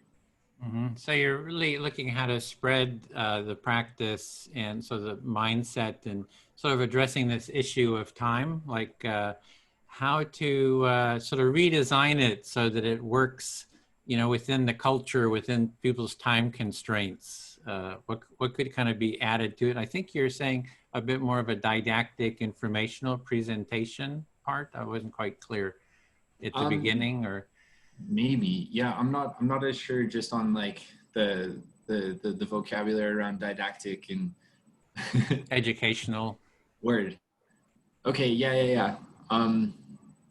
Yeah, educational, but cultural, and like almost condensed, but so have it be more condensed, the circle the time be more condensed, and not like full 2 hour, but here's a condensed time. That's, yeah, like you're kind of struggling to kind of brainstorm around what could be done. Yeah, definitely. It's Yeah, it's an interesting idea to kind of to brainstorm around and just to think about on the spot. I mostly just have questions about it, I guess. Like, what elements of the circle, or like what values can be transformed or like refined into something very similar to the empathy circle, but just like another model almost that we can promote in parallel for people with like a shorter time budget. Yeah, so how could it be sort of redesigned, like something, a spin-off that could be kind of shorter for people who are sort of, you know, don't have a lot of time, or make it kind of more accessible to them? Yeah. And so one term that's in my head right now, as far as the values go, is this concept of simplicity, especially if it's like if we're looking to build a culture and we're looking to really propagate these ideas and these values. I think it's going to be important to have like simplicity, almost accessibility, to be a value. And then so speaking to Victoria's point about control, I really like that. I'm going to have more about that to say in a minute, but just like to keep simplicity and like, I guess this didactic intention like in our heads. So it's like, we can offer people like even small bits to take away and spread throughout their networks. So you're really thinking about to make it accessible, to keep it simple. And can you have like a little simple piece to sort of offer to people? So really looking for that sense of simplicity and maybe accessibility. Yeah. And then I see this really nice connection, or like this really nice junction between the things that are in our control and the axioms that we were talking about as well, and trying to kind of like mesh those two together so that the axioms are the things within our control, and then the rest of the stuff, we can build upon and like derive maybe from those things. So you're kind of looking for the simplest sort of aspect. And it's also what we have, like what Victoria was talking about. There's certain things you have control over. What are those, and how to really make those simple and accessible? And as a foundation, like if you can have the minimal process that could kind of be built, it could be built on. Yeah. I guess lots of questions. I think I saw the time go. Yeah, so a lot of questions going on. You noticed that the time was up too. So yeah, if I could just say like finish. Go ahead. Cool. So just to also touch on that point of things within our control, I definitely agree that there's almost shells to it. So the first shell is like the foundation, things within our control, but there's also value, I think, to be found in promoting maybe that like second level of values within the culture. So even though we can't control it, we can still promote it and advocate for it as almost like a guiding kind of principle that we can maybe move towards like en masse. So you're seeing having sort of a core set of foundational values, but there's other that you can control, but then there's others that you can't, but you can maybe still articulate them, and they can still be a guide there, even if you can't control them. Yeah. And then articulate, the only other word that I might add is like model, right? And so it's just not share it, but you actually model it yourself to kind of people learn through the modeling. Yeah, totally. Okay. Hey, thank you. I feel very heard. Victoria, speak to you. Yes, listen. Yeah, so I know you're interested in human-centered design, and empathy is sort of, core to the design process, right? It's like, how do we design new, new products, services, strategies? And this is kind of the process, just kind of hearing each other and kind of seeing what creative ideas come up. Right. So yeah, the human-centered design, and yes, this is one part of the process. Yes. And it's like, and then the solution, I mean, everybody's kind of coming up with ideas. For me, the part I'm looking at is having that social activism, empathic social activism. I still dream of taking the empathy tent, putting it into the park in front of the White House, and then demand that whoever's president at the time take part in an empathy circle and do the same at the Capitol Mall, which is a big mall in front of the the national capital where the senators. And so I think that there's having the training, the models, all this, but also I see that we need sort of this social action to get right up to the halls of power and say, it's time to start talking to each other or else. You are ready for action. And then you have these visions of action and what they look like, and they're these powerful visions, and you're ready for it. Yeah. And it's take it to the halls of the, to the power of the government, and sort of have a demand that the government start taking this on, to start accepting this. And if they don't, you just, like Gandhi or King or whatever, you just, sit at the lunch counter, do the walk to the ocean, the salt march. You got to do something to kind of get out there to really to confront the society. And I think to change the norms of society, I think it takes something like that too. Yes, you are ready to take your tent and pitch it where it will be noticed to move forward with this action. And you talked about like what Gandhi did. You're talking about sit-ins and actions and making things happen. And so going directly where you believe the individuals who can make these shifts and change. And so I like that. Oh, I'm sorry. Yes, I hear you. Yeah, exactly. So I'm glad you're excited about it or hear it. Excited. I think that's what it takes. But there's a whole constellation around it, right? It's like the empathy circle is actually the easiest part. It's all the other stuff around it to bring this mindset, to have the time. And that's huge, like how to really address the time issues, and it's like, yeah, that's big. Like I hear it, even in myself, I feel this is taking too long. Or even me, I feel like, it's like, I need to be writing stuff. I need to be doing this stuff, but this is actually the empathy is where the energy can come from, though, to do all those other things. Yeah. Yes, and so what I hear is this tension of action, feeling like there should be something that can be done right now, and your I don't want to say frustration, but your anticipation is like you have in your mind, you can see it and you want it to take place now. Yeah, and there's a pushing. Yeah, it's like a pushing. On one hand, I just want to be out there pushing. And then this is like, listening, we're slowing down, we're hearing each other, we're creating space. I don't feel pushed here. There's no push in this. It's kind of like, it's almost like non-pushing sort of energy. Whereas you feel like to get things done, you got to be out there pushing, Yes. So it's interesting dynamic. If I don't feel like I'm pushing, I'm not doing something. It's like, yes. I hear you saying things about this concept of time and what time is coming up against, and you're feeling like, yes, there's time, but there's also this heavy lift that has to happen. And so where that tension lies. But can we do that lifting with empathy where it's, you do it and it's just like energy flowing out. It's not this pushing energy, right? It's like, it's an empathic energy, which is sort of open and flowing, but also really, maybe it's even that empathy is, I wrote something about that empathy is the biggest thing you can do. Of all the things you can have to do, empathy is the biggest doing, it's like, right. Yeah. You have shared how you see empathy as this energy, and it's this flowing energy.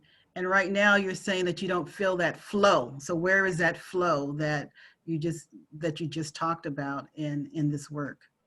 Yeah, it's not quite there. It's that I struggle going over my time between just being empathic, being in that empathic flow, and feeling like I have to push, and feeling stress and structure in pushing.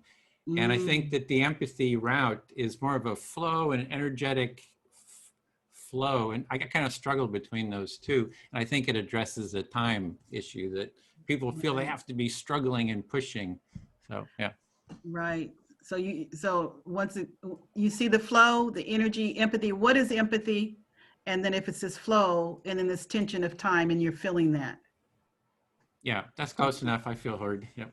Close enough. I don't want to be close enough. I want to make sure you know I heard you. Oh my goodness. Okay. Edwin, will you listen with more empathy? Yeah, I'm listening. Show me how it's done. Yeah, so I'm hearing you don't want to just be close enough. You want to be really hearing. You're just, you just want to be spot on. So I'm hearing a couple of things that there's a lot of takeaways from what I'm hearing about empathy and the energy and what it may take. And I know in some of the work that I do, one of the things that I say about my work is cultivating empathy through creative interactions. And it gets at some of these creative things that you can do that speaks to empathy, right? And getting people to engage and walk away like, wow, that was an experience. And some of them can be very emotional, and they revolve around, I see you, I hear you, I feel you, and then the next action would be, if you go that way, the compassion, right? And so, so I hear this around time, and time is so important when individuals' time. If you pitch a tent and you get people to come together and to ask for an hour, 2 hours, they want to go on to the next thing. And so this issue of time is so critical. I see people who want to invest their time for those who want to go deeper and to make a change and a shift within themselves. I see how that is a selling point for individuals. For the why 2 hours is important, because it can be transformative, right? So there are other ways. So you're really looking at the why of the 2 hours, and you see that on one hand, you're sort of tying empathy and creativity together, that there's a relationship there. And there's also the why of the 2 hours is that this is a transformative process. And you're seeing that as sort of a selling point, something that might engage people in wanting to do it because of the transformation. Right. And so I see how when you give individuals a part of something and they come in and they engage and they have this experience, and then they want more of it. And that could be that kind of flow, right? That you have something that's like, wow, that was really special. I want more. And so then they engage and want more of that. And I can see that happening in so many different creative ways, where this empathy and what we're doing by listening can show up. It can show up in the arts. I think last time I talked about drumming and how talking to someone who drums, just listening, that activity, that creativity of you do something, someone listens and repeats, and then you do something that says, you heard me, right? And so together it is that kind of, someone has to really lean in and listen. So just thinking about the different creative ways that this can show up in different places that make people say, wait, I want to know more about this. Yeah, so you're really looking at the underlying energy of where you're listening and you're showing that you're speaking, you're feeling heard, and that people are really listening to each other, and that happens in music. And so this basic energy can really play out in a lot of different contexts, maybe not just a circle, but in a musical context or in other contexts. Right. So I think that, yeah, I think that's it for now. Thank you. Okay. Speak to Sue then. Am I talking or listening? I'm speaking. You were listening. So it was my turn again to speak. It's just what Sue was talking about. I've long thought that the creativity, the feeling of creativity, is a real attractor, in the sense that having new ideas, feeling energy, and that empathy and creativity and the how they interact with each other, I do see is sort of a a way forward, for the empathy movement. Yeah. You're interested in, particularly following on from Victoria said about creativity, and you think that creativity and empathy are sort of interchangeable and can work together. Or empathy is sort of a foundation for creativity, and how to, and the joy of being heard, this joy of being felt, and the joy of new ideas that sort of burst into the into the brain is quite intoxicating. And so how to how do we make maybe the empathy circle add a layer of creativity, which I guess human-centered design is about that. You define a problem and then you just kind of have wild brainstorming about that. So you see the empathy circle, the premise of the empathy circle can be a great grounding or springboard really for being creative. And you think that's really exciting, to think that when you're in an empathy circle and you're talking and you're being heard, that great opportunities can present themselves in ways that that you didn't ever imagine. And human-centered design is based on that. Yeah, I feel fully heard. Thank you. I think I had run out of things to say. Can we say that I don't really Select whoever you want to say that, and they'll reflect it back, and then you say, I feel fully heard. AC? Yeah. Yeah, I've found this last couple of hours really valuable, and I think I feel fully heard and don't really feel the need to say anything else. So you're sharing your appreciation for the past few hours, and so far as oh I'm sorry, you're appreciative to the practice and the people for offering this this sense of feeling heard. You said that you feel heard. You don't have a whole lot else to say here, but yeah. Thank you. I feel fully heard. Thank you, AC. Thanks, Sue. Okay, I'm a little bit on that same page. Maybe Victoria, can I speak to you? Yes, I am listening. Wonderful, thanks. So first, I just want to echo Sue's sentiment that I feel very heard in this circle, and I appreciate that. And I'm running out of kind of things to add. I'm not totally out, but I'm running out. Yes. So what I heard you said is you, like Sue, are appreciative of this time, and that you are.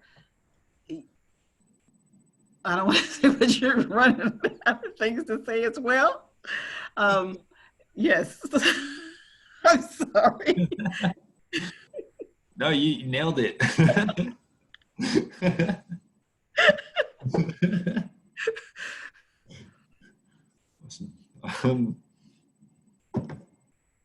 Yeah.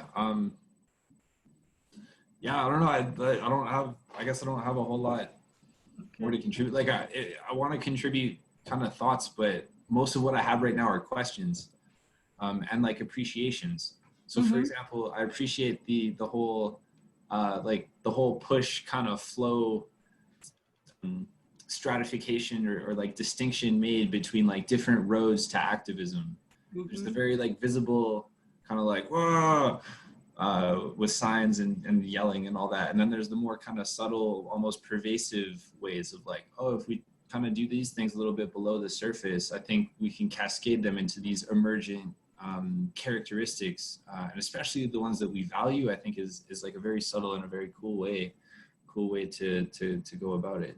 Right. So you're appreciative, and you said that you had more questions, and it also, what you're saying is you are thinking a lot deeper about different things, about how might this look, or just different thoughts, and so it's taking your mind into different places and thinking and the creativity. Mm-hmm. Yeah. Yeah, and definitely that point about creativity stemming from empathy. in other contexts, I've heard it, you know, creativity comes from like a sense of being relaxed, which I think is facilitated through the empathic and the active listening process.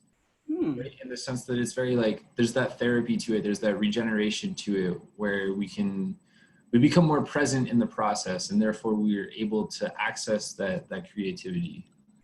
So you're connecting to the creativity of empathy and how you see some connections to allowing yourself to be more relaxed and open when you're in a creative state of being. Yeah. So, and then maybe I can use this to segue to my question, which is like, what is human-centered design? It sounds super interesting. But I guess it's like, it's kind of weird in like in the whole structure of things. But. Right. So you're inquiring about what human-centered design is. You're interested in knowing more about design and design thinking. Time, great.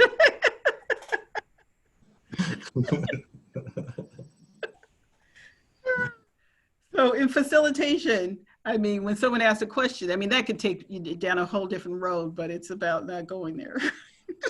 Right. Yeah, but I'm glad that I got to express. Maybe we can chat offline or share resources or something. Yeah. Edwin's good. Oh, I can't comment, but Edwin's good at that. Okay, thank you. Sweet. Yeah, thank you, Victoria. I feel fully heard. Thank you. Oh, Edwin, how much time do we have left? We have 9 minutes left. Okay. Oh, okay. So let's see. Sue, would you like to listen? Sure. Okay. Let's see here. Take it down on the road of the human-centered design. I have an interest in design thinking, and where in design thinking, designing something with the individual that you're going to design in mind. And I always think back to, there's a step before I lean in and listen. And I think when I brought it up, it was about centering and knowing who I am and what I bring into a conversation. So I've been thinking about the human-centered design and also the step before of knowing thyself and all the baggage that I bring into that. And I think that when I think about my role in the work that I do, I facilitate a lot. I listen to community, our stakeholders. So I'm always leaning in and listening for what their needs are. And I'm sorry. Yeah. So you're thinking about human-centered design. Mm-hmm. And thinking is something that you're particularly interested in. Mm-hmm. And you're saying that human-centered design is involving the people that you're designing, or that one is designing for, into the design process.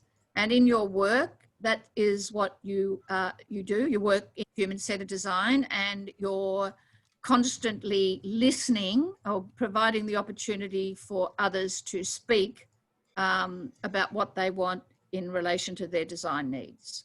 Right. So that's part of empathy, right? Is really trying to listen to what the needs are of others. And I just see how that plays out in the work that I do. If I'm designing a process, if I'm designing, trying to figure out what the barriers are and what they need. It could be external or internal stakeholders. So you're listening to people express, or you're listening to what they need in the design, and also what the barriers are and who the stakeholders are, always listening to those things in relation to what you're designing. Right. And so now I'm taking it back to the empathy circle and thinking about what else might be the needs of individuals to go to if you were to either have an entry to this or another part of this, what might the needs of who you're designing this for, or the why you're designing it? So you're contemplating how the empathy circles might be implicated in this. about listening to the people who want the design and listening to the people who are doing the design, and how the empathy circles might be used in conjunction with this process. Right. So understanding the why, and then understanding who it's being designed for, right? So, and so just hearing from what Edwin has said, we understand the why, you know, and the expansion of this empathy so that there's more of this in the world, basically, and it's making change. But just thinking about the next steps.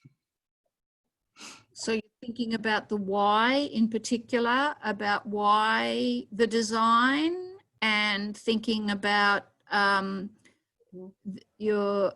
next steps in the process, particularly with the design, the why, and the empathy. The who it's being designed for. Thank you. I feel heard. Thank you. Okay, so we just have about 4 minutes. We just open it up to any sort of comments. I did want to give AC, you're asking about design. I just put in an overview of empathic design. Human-centered design is also called empathic design by some people. That's why I'm really interested. And there's a whole model and explanation at that link there. Right on. Thank you, Edwin. And thank you, Victoria, for speaking to it. How can we save the chat? These links that you put in. How do we save? You see, there's it says file, you know, above the chat. Yes. You know, and then you click on the 3 dots, and it says save chat, and it'll save it to your hard drive. And then where does it save to? Does it? Okay. I'm not sure where it. I have. Yeah, it saves to your hard drive. You'll be able to find it if you go in there and see recent. Yeah, if you hit. Okay, so just in the documents. Okay. Yeah, it says if you click on that, mine just said see file, so it'll actually, you click on that, it'll open it up too. Mm-hmm. Well, that's an interesting thing. I was hearing, it was sort of running out of ideas to talk about. It's like then to really push forward even into that running out of ideas. I've thought of doing empathy circles for like 8 hours. What would happen if we did an 8-hour circle, just like a marathon? I mean, just emotionally, what would it do to us? So I do want to set that up sometime, just to sort of push the edges. 8 hours.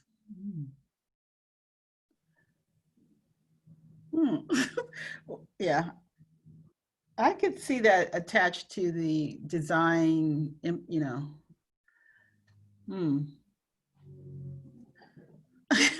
8 hours or anything, I'm just like, oh, okay, let me think about this. I could see that in a retreat kind of thing. Oh yeah, they have mindfulness, right? Retreat, Yes. the silent meditation. This is like the verbal meditation for 8 hours, or empathic meditation. Yeah.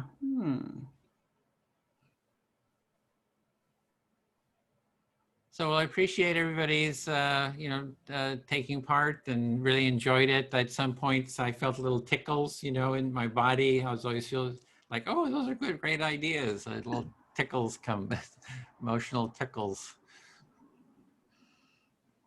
It's I think they're fabulous. They're wonderful, great opportunity. That's what I said. I feel like they're therapy. We're not paying for them. That is another thing that I think is could be. Let me hit the close all room. So it's gonna. We've got 60 seconds before we go back. Is for like family empathy circles. So just looking for opportunities where can this be used, and you know what's sort of what would be sort of a killer app, I guess. Well, somebody that at work was suggesting that we should be using them for families, offering them for families, you know, to sit around and have to talk. And I think that would be fantastic. Yeah. Because I know I often get into the pattern with my 23-year-old son that we both end up sounding like adolescents trying to talk to each other. Well, I think that's one of the biggest opportunities. I've been thinking of setting up a weekly series on that, like how do we bring it into our families? Up 3 seconds. Yeah. Okay, thanks everyone. See Okay. you back. Thank you. Okay. I know that Diane has said she'll be right back. So this is the debrief, where we'll kind of give you a thought. Is how was your experience, and how do you feel about continuing your practice and increasing your skills? I'll kind of leave that to you. And I don't want to, I want Diane to, but then I'll turn it over to Edwin. And then Edwin, you can do your, thing about empathy buddies and stuff like that. Do that, and then we'll come back and then we'll do the debrief. Okay, so I'll give it over. Edwin, are you ready, or do you need some more time? I'd need a bit more time if you want to do sort of a debrief first. Sure. Okay. All right. So we'll do a little bit debrief. All right. I'll go around and I'll just call on you, and that's just, how was the experience? How does it, fit in? And I'll start with David. I enjoyed it very, very much.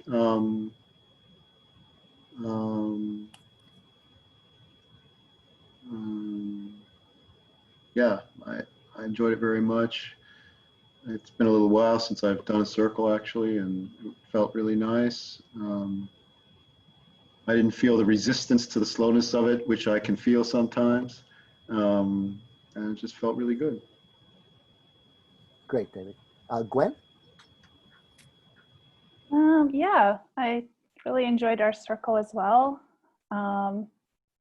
It was, I don't know, there was a lot of personal sharing as well in our circle, which I always find really interesting to hear about people's life experiences and their opinions and thoughts on specific topics. So that was great. And I even got some practical tips and some skills that I can work on for myself. So yeah, good experience overall. Great, Gwen. Thank you. Alexandra? I really enjoyed it. I think it's going to take me a few hours to let everything kind of percolate, because I feel like I gained quite a bit from that, and enjoyed getting to know everybody, the other 3 people in my little breakout room. And thanks a lot, guys. It was great. Great. Thank you, Alexandra. Olivia?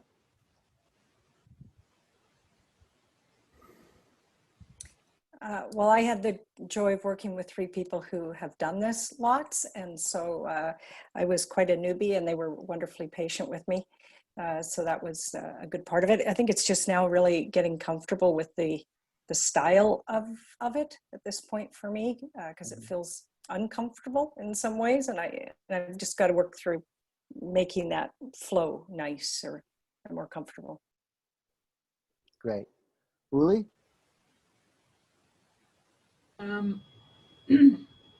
Yeah, the one first, it's always a widening of perspective for me. It's wonderful really to hear from other people's backgrounds and how they are working with these ideas.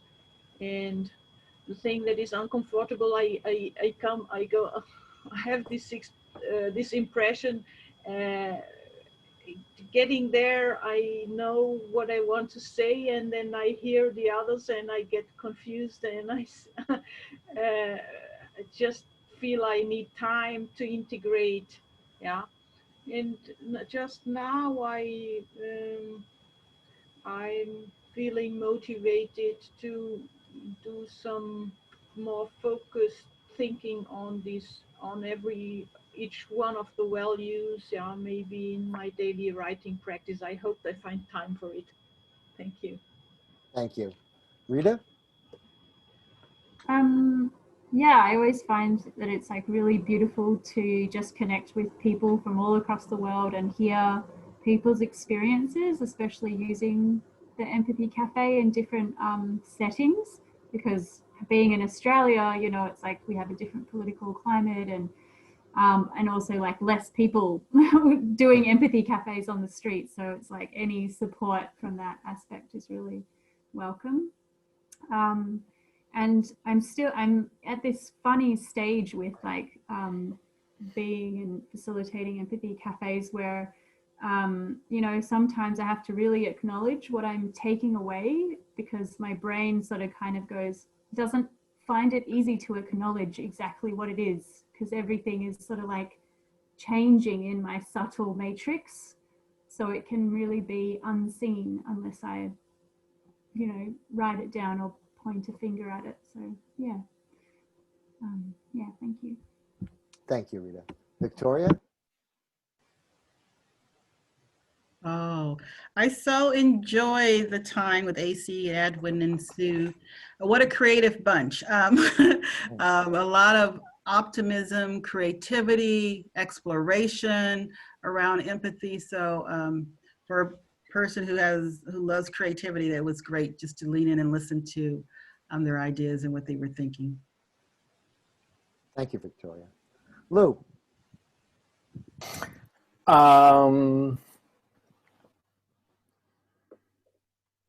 I think what's most up for me is about mindfulness, is about like Empathy Circle is mindful listening to myself and to others, and that the depth that comes from that, the depth of connection, both with myself and with the other person, is something that's very sweet. And I loved connecting with the three people that Jennifer, Michelle, and Sergio that I was with. Great, thanks, Lou. Jennifer? Well, I don't know what it is about these experiences, but I always want to hug. I just wanted to hug people afterwards, and it's not my norm at all, but it's like, I just want to, Sergio's nodding. He wants to hug you back. I knew the feeling was mutual, and he was like a hugger, and I know Michelle would warm up to it. So yeah, I think it just fascinates me, the emotional connection that you're able to develop. The other thing for me that was really kind of cool this time is the first time I've been able to experience one of these with, you know, the potential thought of becoming a facilitator and kind of looking at it from that perspective. And so to be able to experience it kind of thinking as a facilitator versus just a participant. So that was kind of unique. Great, thank you, Jennifer. Michelle? It was kind of like a hug for the soul. It was great. I loved it. And the things that came out really strongly was, I think, like there was the piece on facilitation that on kind of the values, how they can strengthen community. And that really helped me, of like not just being like explicit with values, but then like how to like really grow a community, like gardening, you know, watering flowers. It was gorgeous at the end. And then I think Sergio had been sharing about this idea of collective intelligence, and there was like this idea of where there's two people sharing from the heart, that a third element comes in, and like it's like a kind of a force field that like something creative starts emerging, and that was really strong in the room, and it was really powerful. So it was a really gorgeous, gorgeous sitting. Yeah, thanks. Thank you, Michelle. Sue? Hi, yeah. I was in a great circle with people who were sharing, and it was a wonderful experience. I've done quite a few of the circles now, and just getting more and different things out of them. So they're just, I feel fantastic. As I said, I feel like I've had a 2-hour therapy session and it hasn't cost me any money. And they're great. They're wonderful. Thank you for the opportunity. Thank you, Sue. Sergio?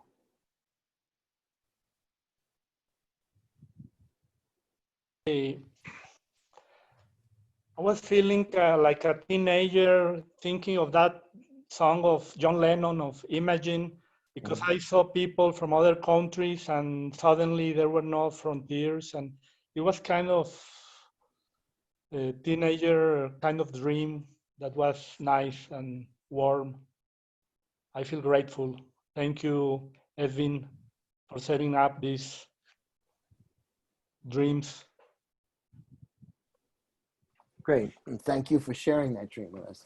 Edwin, are you ready to do a little reflection, or do you need more time?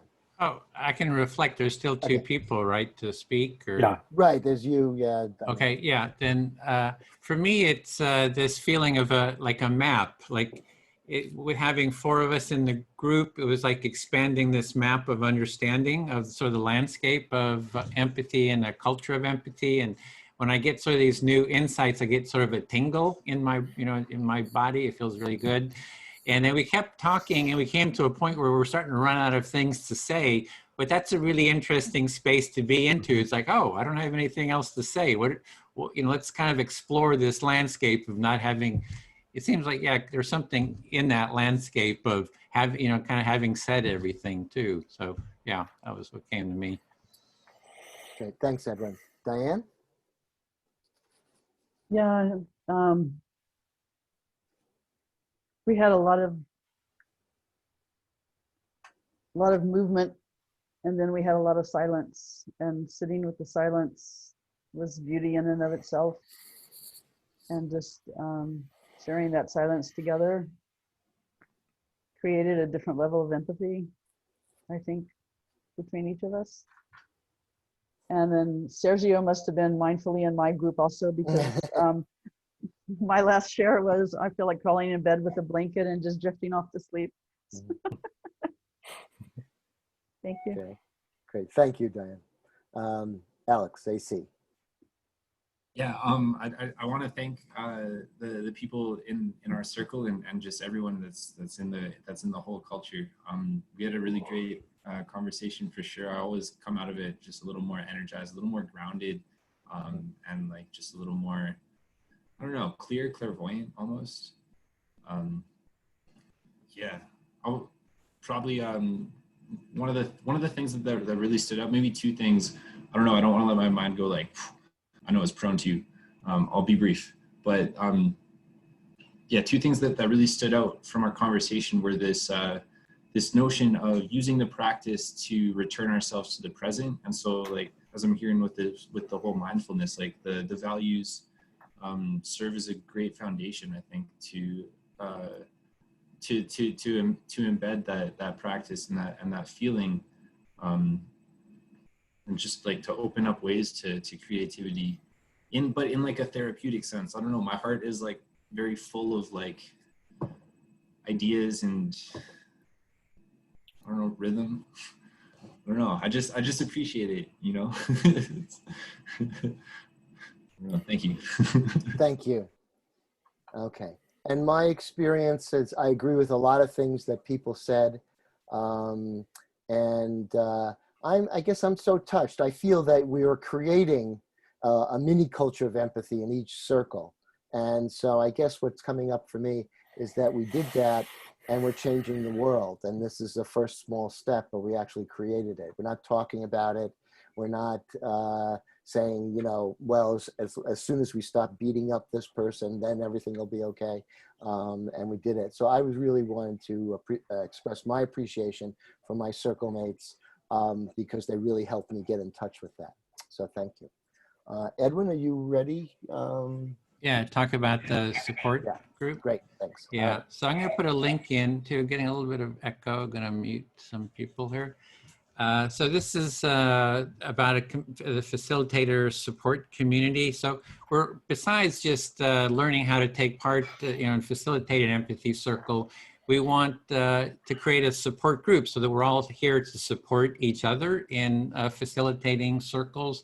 So the link I put in there is to sort of an overview of how the support works, because especially if you're getting into facilitating, conflicts and, difficult, challenging empathy circles, it's really good to have someone there that you can reach out to and say, hey, I need an empathy buddy, just to kind of be heard about what's going on for me. That's going to help, ground you. And so we want to kind of build a support community. And I laid out some different types of support on that page, like, having empathy buddy calls. We just call each other and you share some time to, listen to each other. I mean, for example, Lou and I had done empathy buddy calls. I get half an hour. then he gets half an hour, you know, once a week, just to kind of get grounded. If you're, before you do a facilitating a circle, if it's a difficult type of circle, you want to have a pre-circle. It's, even if you're like applying for a job or just anything that's stressful, if you kind of can have a little circle where you just get heard, you know, by someone else, who you just can share what's going on for you. You get an empathic reflection that can be really supportive. You can also have co-facilitators. So if you're facilitating an empathy circle, you want to, you know, reach out and have someone that's there with you, just in case things get difficult, you know, or you know, it can be less stressful. So it's good to have co-facilitators. And then post circles, the same way.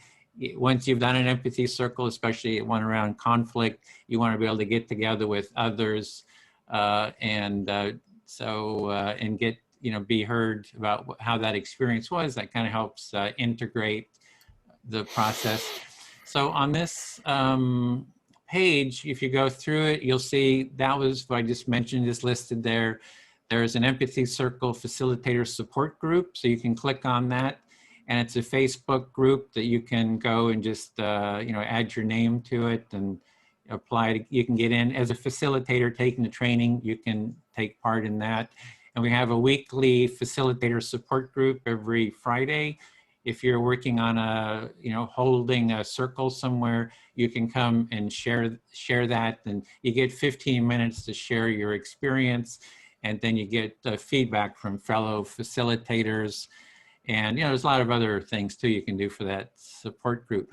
So to sort of model that, get you into the practice, I've put together, and I'm going to send an email after this, and you'll have been paired up with someone else in this group. And your task assignment between now and in 2 days when we have our next circle is to reach out to that person that you're teamed up with and have a 30-minute empathy buddy call. So in that empathy buddy call, you're going to just talk about, you know, what's your experience so far in the training, maybe what your expectations are, or just anything else that's alive for you.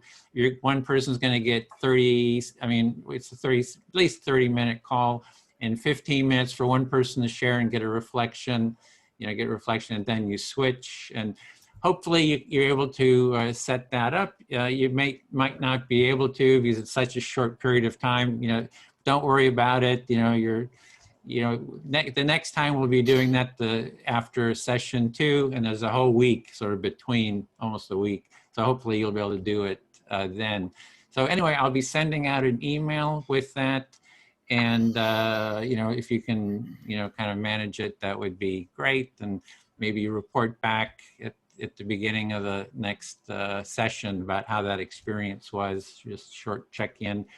And then the other thing is there'll be a link in that email to a feedback form. So we have a Google survey form. So if you can just fill that out, get some sort of, the facilitators can get some feedback on that. And last but not least, I'm working on creating a sort of a syllabus for this. You know, you pretty much came into the course without, you know, with minimal knowledge of what the outline was. We are working on a syllabus. It's still in rough stage. It's going to be more for the next cohort. And that link there also leads you to the syllabus. So if you kind of look at the website, it'll give you a bit of a rough overview of the syllabus. It's still a work in progress, and would love any feedback in the future about that. So that was it for me, Bill. And you're muted. Yeah, I'm sorry, I'm muted. Lou, anything you'd like to say? Just express gratitude to all of you for being here and participating and learning together with us. Yeah, no, that's it. Thank you. Yeah, I just like to, you know, echo that sentiment. We're starting on a long journey, and I couldn't wish for better companions. Thank you all. Okay. So it's we have 10 minutes. I think unless there's something else, we can let you go a little bit early, unless there's something that I'm missing, or any question or any unresolved issues? I just wanted to confirm that our next meeting is same time, 48 hours from now, essentially, Right. Right. beginning of our meeting. Yes. Excellent. Yeah. Uli? Oh, could you please put the link with the values in the chat? Because I didn't see the chat in the beginning, and my chat disappeared. The link with the values of the So I can I think answer that. Okay. I was hearing it's about the link for the values, and I want to mention that link that I sent to the support group. There's right next to it. There's a link to. There's a page with the values. So that same link will get you to the values. There's a list of the values there. Yeah, and I'll just say that if you want to, because it's in the Great, chat. thank you. Yeah, it's in the chat with those three dots there in the chat. It says save chat. So you can also save that, and then you'll save all these links and Yeah, everything. yeah, exactly. That's another way. Okay. So, and I would also say, since we have a little bit of time, just reminding you that in the next class, you'll be practicing introducing the empathy circle. So we'll be splitting up into pairs or threes, and you'll be practicing doing that with others. And then you'll also start facilitating next time. So we'll, in the empathy circles that we have in the next class, you'll each be taking a turn facilitating a portion of that circle. And whatever topic you choose during your facilitation time is up to you. Okay. And I just put the link into that website too. There's a list of challenges there too, which for facilitation. You can get a sneak peek at. Okay. Okay, well, before everyone leaves, maybe on the way out, we'd like to get a group portrait of Twinkle Fingers on your way out. So let's get a video of that. So thank you very much. Thanks, Bill. Sure. Lou. Thanks, everybody. Thanks. Good to see you, Dave. Everybody else. Thanks, everybody. Oh. That was magic. Thanks so much. Bye. Can you just hold on 2 minutes? I'm just on a Zoom. Do you just mind? Hi, guys. Bye. See you. Thank you. Okay. Thank you, everybody. Yep. See you, Sue. Bye. Bye, Sergio. Bye, Ulrika. Bye-bye. See you.